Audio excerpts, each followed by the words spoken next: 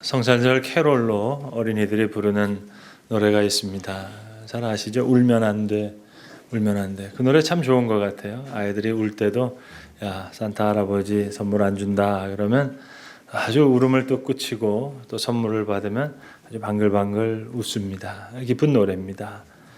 한쪽에서는 울면 안 된다고 기쁘게 노래를 부르는가 하면 또 다른 한편에서는 또 성탄은 눈물을 흘릴 수 있기에 참 좋은 날이라고 그렇게 노래하기도 합니다. 여러분이 잘 아시는 김남조 시인은 성탄이야말로 우리에게 눈물을 줄 수 있는 고마운 날이라 그렇게 노래했습니다. 올해 성탄이라는 김남조 시인의 시를 보시면 서먹해진 내 영혼을 돌아보는 날 하여 크리스마스는 석양을 향해 크게 성호를 긋고 뿌리채 메말라진 갈대밭을 마치 또 그 갈대밭과 같은 내 마음을 품고 눈물을 흘리는 날이다. 그렇게 노래했습니다. 오늘 본문에 여러 사람의 마음이 드러난다 라고 하는 구절이 있습니다. 모든 사람의 마음을 드러나게 하려 함이라. 성탄절 우리의 모든 마음이 드러나는 날입니다. 영혼의 성적표를 받는 날인지도 모르겠습니다. 본문의 말씀은 한마디로 예수가 오해의 상징이 될 것이다 하는 예언입니다. 예수야말로 모순의 상징이 될 것이다. 비방받는 표적이라고 오늘 본문은 말씀합니다. 하여 여러 사람들의 마음을 드러내게 하려 함이다. 본문의 이야기의 상황은 이렇습니다. 이제 예수님의 육신의 아버지였던 마리아와 요셉이 아기 예수를 안고 성전에 들어가는 바로 그런 장면입니다. 모세의 율법에 의하면 여자의 태에서 난 첫 아들은 거룩한 아들입니다. 그래서 구별하여 정결 예식을 드리게 되어 있습니다. 그래서 모세의 율법을 따라 정결 예식을 드리게 되는데 대개는 그저 양 한 마리를 잡아서 정결 예식을 드리게 됩니다. 근데 가난한 가족은 이제 산비둘기 한 쌍이나 아니면 집비둘기 2마리로 그것을 대신합니다.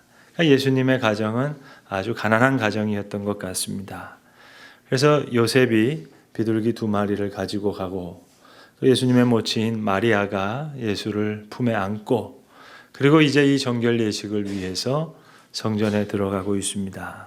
바로 그때 시므온이라고 하는 나이가 많은 노인이 성경은 그는 의롭고 아주 경건한 자라고 했습니다. 메시아가 옴을 하나님의 위로를 기다리는 자라 했습니다. 그 시므온이 지금 성전에서 아기 예수를 기다리고 있습니다. 하나님의 음성을 들었거든요. 너가 메시아를 보기 전까지는 절대로 목숨이 맞춰지지 아니하리라. 그 음성을 들었는데 이제 아기 예수가 들어올 때 성령께서 감동을 주셨습니다. 그래서 그 아기 예수가 바로 메시아요 그리스도임을 알아보게 됩니다. 그래서 오늘 이 아기 예수를 이 시므온이라고 하는 노인이 품에 안고 하나님 앞에 찬양하는 그 장면입니다. 주제여 이제는 말씀하신 대로 이 종을 평안히 놓아주시는도다. 내 눈이 이제 주의 구원을 보았으니 이는 만민 앞에 예비하신 것이고 이방을 비추는 빛이요 또 우리 백성 이스라엘에게는 큰 영광입니다. 놀라운 영광의 축복의 말씀을 외치는 장면입니다. 엄청난 축복의 말씀. 여기까지는 대개 우리가 잘 아는 그런 내용입니다.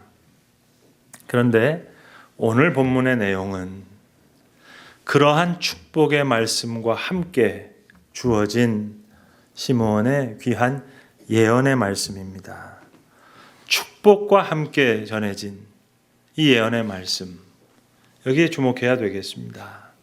만약 우리의 마음이 말구유와 같다면 시므온의 축복의 말씀이 우리에게 성취될 것입니다. 만에 하나 우리의 마음에 바벨탑과 같은 마음이 있다면 오늘 이 축복과 함께 전해진 이 예언의 말씀에 우리가 주목해야 되겠습니다.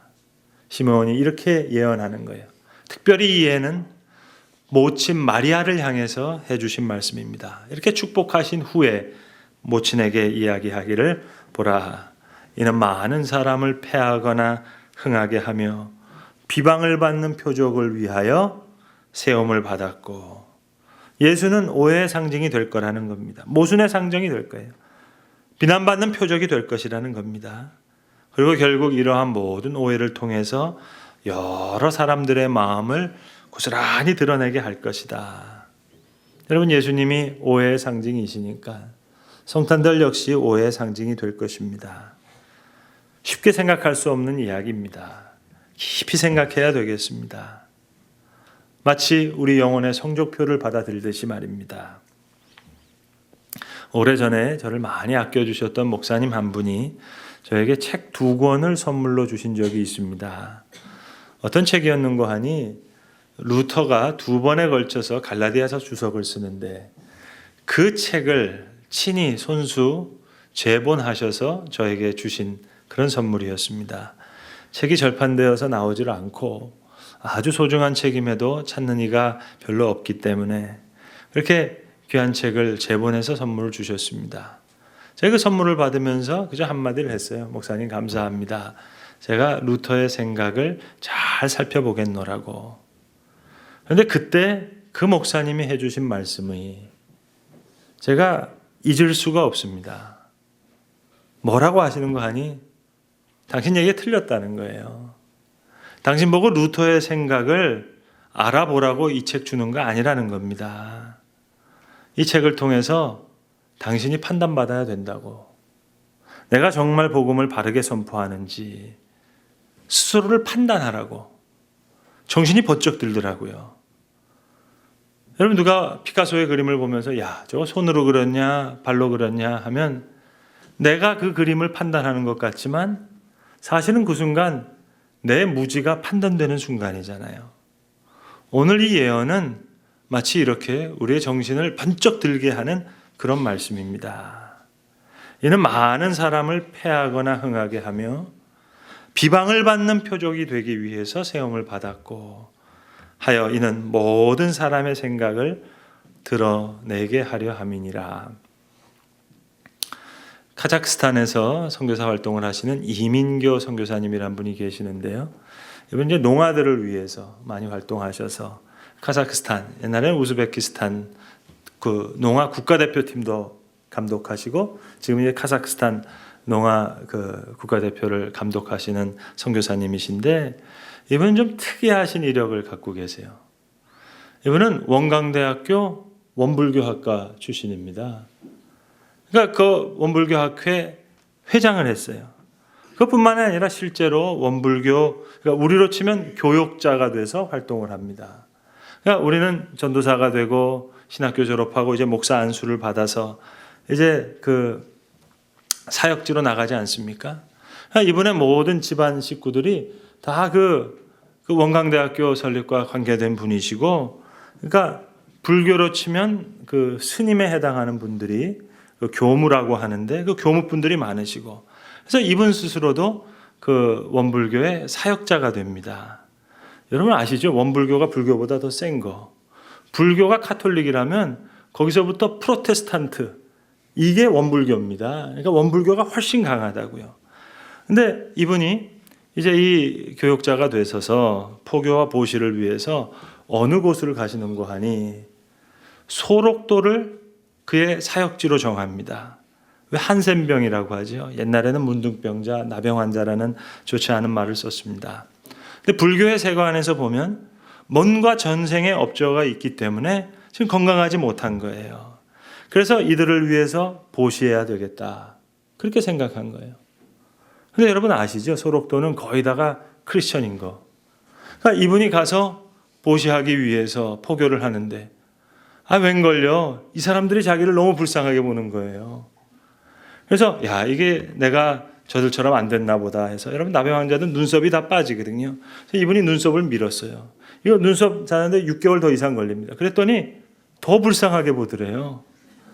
그리고 이제 장례를 하고 화장을 하게 되면 여러분 그 49제라는 게 그렇잖아요. 이게 이 땅에서 성불하지 못한 사람, 저 죽음에서라도 부처 만나라고. 그래서 이제 49제를 지어드리는 거거든요. 그래서 그들을 위해서 목탁도 치면서 연부를 해주면서 자기 딴에는 보시하려고 이거 지금 그렇게 49제를 지어드리는데, 아니 이거 소록도에 있는 분들은 오히려 이게 잔치예요. 며칠 후 요단강 건너 만나리 그러고 뭐 완전히 잔치가 되니까, 환송 예식 그렇게 되니까 이게 뭐 포교가 될 리가 없는 거죠. 그래서 하루는 이분이 법당에서 혼자 이 연부를 외우면서 목탁을 치다가 그만 이분이 성령 체험을 하신 거예요. 한 번도 불러본 적이 없는데 찬송을 부르게 되고 기도하게 됐어요. 그래서 그 당시에 좀 좋지 않은 표현입니다만 그분은 신학을 하기 전에 그 경험을 뭐라고 얘기하냐면, 자기는 마치 법당에서 성령에게 강간당한 사람 같다고 그렇게 얘기할 만큼, 그래서 선교사가 되신 분이에요. 오늘 본문에도 패하거나 흥하게 하며, 그렇습니다. 비방을 받는 표적이 되기 위해서 세움을 받았고, 그러니까 예수는 적당히 믿을 수가 없어요. 예수님이 성령에 의해서 잉태가 되셨든지, 아니면 마리아가 바람을 폈든지, 예수가 하나님의 아들이시든지, 아니면 좀 정신이 부족한 청년이든지, 어떻게 믿느냐에 따라서 우리의 마음이 다 드러나게 되어 있어요. 옛날에 저랑 청년부 활동을 같이 했던 집사님 한 분 계신데 지금 강화도에 살고 계시는데, 왜 옛날에는 청년부원들이 교회에 그 성탄 트리 장식들을 다 했잖아요. 하루는 이분이 페이스북에 이런 글을 올리셨더라고요. 만약 내가 다시 청년부원이라면 밤을 꼬박 새우면서라도 이런 성탄 트리를 만들고 싶다고. 그러면서 쓰신 얘기가 이겁니다. 잘려진 나무 기둥 밑으로 흥건히 나온 피를 솜으로 엉성히 감싸주고, 굵은 붕대로 반짝이 줄을 대신하고 이렇게 칭칭 돌리고, 방울 대신 데일밴드 달고, 커다란 별 대신 거울을 세워 트리를 보는 이가 거기에 비추어지도록 그렇게 설치하고, 코드는 뽑아서 절대 반짝일 수 없는 전구를 엉키게 해두고, 다음날 목사님께 뒤지게 혼나는 걸 상상하며 난 미소를 지을 것 같다. 죽으러 오신 아기 예수님을 진짜 기념하는 게 이게 아닌가. 여러분, 제가 예언 하나 할까요? 올해 성탄절에도 아마도 서울 조계사 일주문 밑에 성탄 트리가 생기고 점등되면서 이제 스님들이 캐롤 부르면서 성탄을 축하했다 하는 그런 뉴스가 나오게 될 겁니다. 그리고 명동성당에 유명한 스님이 찾아와서 성탄 미사에 성탄 축하 인사를 했다 하는 그런 뉴스 말입니다. 서울 시내에 성탄 트리가 장식되더라도 여러분, 십자가는 그 위에 잘 장식되지 못할 겁니다. The season's greeting, Happy Holidays, 그런 인사는 있어도 Merry Christmas, 그런 장식은 보기 힘들 겁니다. 문화적인 현상을 말씀드리는 것이 아닙니다. 오늘 본문의 말씀이 그대로 성취되는 겁니다. 예수가 오해의 상징이니까 성탄도 오해의 상징이 되는 것, 이거 너무나 당연한 사실입니다. 여러분, 왜 이런 오해가 생겼을까요? 이런 오해는 사실 하나님의 역사 가운데 있는 거예요. 하나님이 온전한 이해를 주시기 위해서 이런 오해를 허락하십니다. 보세요, 여러분. 하나님의 역사와 그 시간의 개념은 완전히 차원이 다른 겁니다. 예수님 십자가에 돌아가시고 부활하신 후에 뭐라고 말씀하셨어요? 내가 다 이루었다 얘기하셨잖아요. 이미 2000년 전에 구원의 사역을 다 이루셨다 얘기하셨어요. 그런데 2000년 후에 저와 여러분이 태어났어요. 어떻게 태어나셨어요? 죄인으로 태어나셨어요? 아니면 성도로 태어나셨어요? 잘 생각해 보세요. 성도로 태어나신 거 아니에요. 죄인으로 태어났어요. 뭐가 이렇게 뒤죽박죽 된 겁니까? 다 이루셨다 했는데 2000년 후에 성도로 태어난 게 아니에요. 죄인으로 태어났어요. 이상하지 않으세요? 왜 이런 경우가 있죠? 분명히 예수님 베들레헴에 오신 거 사실이고 십자가에 달린 거 사실이고 부활하신 후에 다 모든 구원을 이루셨는데 우리는 죄인으로 태어났어요. 왜 하나님 이렇게 뒤죽박죽 역사를 이루어 가시죠? 이게 하나님의 역사의 방법이고 그분의 시간 개념이에요. 하나님의 시간과 역사를 통해 구원을 완성하셨어요. 그러나 이것이 우리에게 적용이 되고 기쁨이 되고 영광이 되고 자랑이 되기 위해서는 하나님의 시간이 필요해요. 하나님을 만나야 하고 회개해야 되고 또 때로는 잘 믿었다가 또 못 믿어요. 헌신했다가 헌신하지 않아요. 확신을 가졌다가 확신이 들지 않아요. 신앙생활 잘하다가 못해요. 이런 많은 실수를 통해서 구원의 근거가 내 믿음의 행위가 아니라 이미 완성하신 그 은혜의 역사구나. 그걸 깨닫게 하는 겁니다. 그래서 하나님은 시간의 배열을 그렇게 하시는 거예요. 그러니까 오늘도 하나님은 과거, 현재, 미래 가운데 종횡무진 누비시는 거예요. 오늘 다시 한번 성탄의 소식으로 우리 마음에 역사하시고 또 이미 새하늘과 새 땅에 계신 그 미래에 계신 하나님께서 오늘 다시 이 역사를 돌파하시면서 우리에게 찾아오시는 거예요. 그러니까 다시 성탄의 소식이 들려져야 되고 말구이와 같은 내 마음에 찾아오시는 그 경험을 가지면서 예수가 이 땅에 오셨구나. 이 경험을 하게 하시기 위해서 시간을 그렇게 배결하시는 거예요. 여러분 성경은 이게 성경이 아닙니다. 오해하지 마세요. 성경이 있어요. 여기 내가 있어요. 이 성경이 내게 부딪혀요. 그래서 뭔가 역사적인 사건을 이루어요. 그러니까 복음적인 진리는 여기서 역사하는 성경이에요. 이는 많은 사람을 패하거나 흥하게 하며 비방을 받는 표적이 되기 위해 세움을 받았고 정말 그렇습니다. 성탄주일입니다. 오늘도 우리 주님은 말구이와 같은 마음에 오세요. 바벨탑과 같은 마음에는 오실 수가 없어요. 하지만 여러분 이렇게 설교하는 설교자도 성탄의 그 깊은 신비를 어떻게 다 이해할 수 있겠어요? 오늘 찬양대가 찬양했지만 성탄의 기쁨을 어떻게 다 찬양할 수 있겠어요? 오늘 성탄위원들이 성찬하시지만 어떻게 이 성탄의 신비를 다 아실 수 있겠어요? 비단 우리만의 문제가 아니죠. 전 성경을 읽을 때 그런 상상합니다. 가브리엘 천사가 마리아에게 성탄의 소식을 전했다고 하는데 정말 다 알았을까? 여러분 정말 다 알았겠어요? 전하긴 전했지만 하나님이 아기의 몸으로 태어나신다. 아니 온 우주를 만드신 하나님께서 어떻게 인간의 몸을 입습니까? 마리아 보고는 더 놀랐을 거예요. 인간의 몸으로 오신다는 분의 그 어머니가 유다 나라의 시골 처녀예요. 전하긴 전했지만 가브리엘 그 뜻을 다 이해하지 못했을 겁니다. 마리아도 마찬가지죠. 젖을 물려야 될지 경배를 드려야 될지 믿어지지가 않아서 젖도 드리고 경배도 드린 거예요. 요셉, 아기 예수를 여러분 아들이라 불러야 되겠습니까? 아버지라고 불러야 되겠습니까? 어떻게 알 수가 없어서 임마누엘 예수라고 불렀어요. 자기 품에 안은 이 하나님을 어떻게 이해할 수 있겠어요?